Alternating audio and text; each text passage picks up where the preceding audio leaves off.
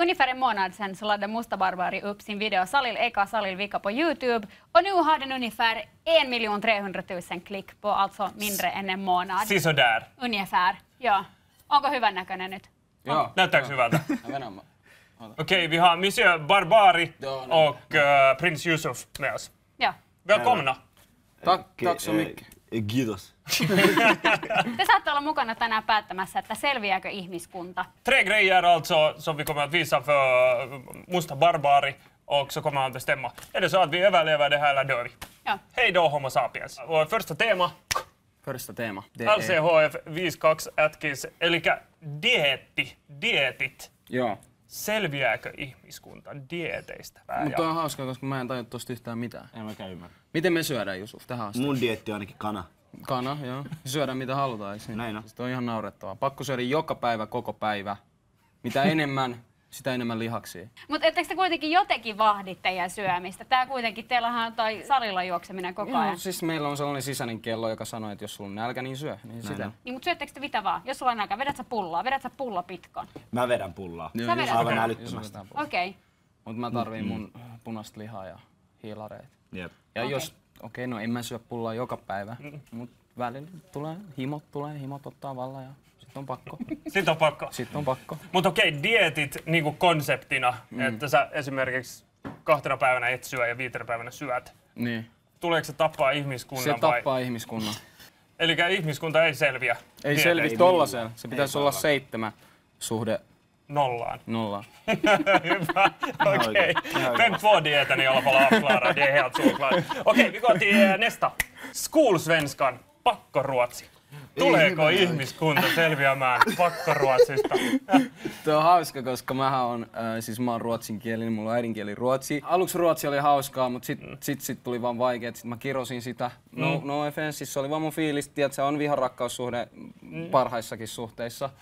Mut nyt mun mielestä ruotsi on hauskaa, kun te puhutte sitä, niin mua naurattaa ja eli tulee selviä. Okei, tulee selviä. Se on huumoria. Onko prinssi samaa mieltä? Mä oon kyllä eri mieltä. Sä oot eri mieltä. Mä en ainakaan pystynyt selviämään. Mä sain 5 mun lukiokurssissa. Siis kouluruotsista ihmiskunta selviää. Skolsvenskan siis mun ei mielestä okei. Mun mielestä joo. Jotenkin. Siis oot sä vieläkin elossa? No jos mä olisin vetänyt 5.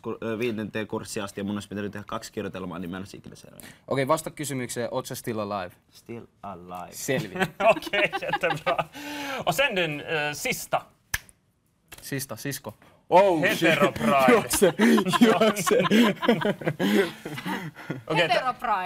Heteropride. Ja perinteiset arvot. No, tää on nyt vähän niinku ollaan kehitetty 2 eri juttua. Tää on se. Toi on se, joka veti sen heteropride ja sit se kuvattiin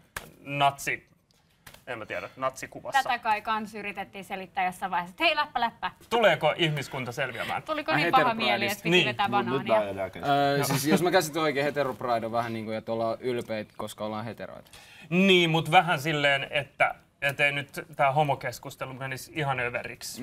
Heitä ärsyttää, että homoista puhutaan niin paljon mediassa. Joo. Ne sanoo, että fine, olkaa mitä olette, mutta me ei jakseta lukea teistä enää. Mä veikkaan, että natseja ärsyttää, että mustasta barbaristakin puhutaan paljon mediassa. Tol kokoonpanolla ette tuu selviä, ette ikinä tuu selviä tol kokoonpanolla. Mun mielestä se pitäisi olla kuitenkin värikäs silleen, että tuonne ängetään mustia, kiinalaisia sekä homoja.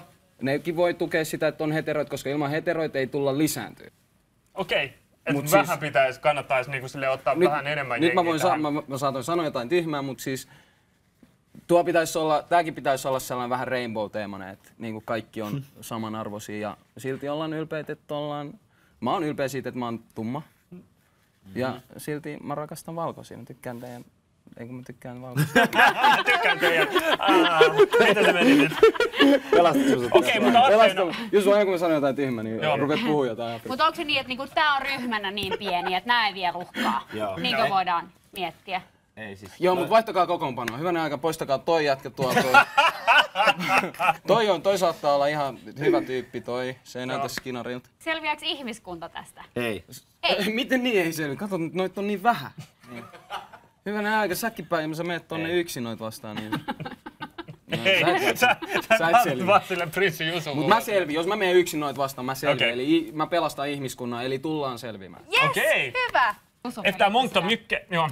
Nyt sun pitää istua Ja, tässä. där mångt och mycket så kommer vi att överleva Hetero Pride och om inte annat så tar Monsieur Barbari hand om det själv. Kutsukaa, tehkää sellainen joku Batman-valo, missä on se musta nyrkki ja käsipainoinen, mä pelastais joku hädäs.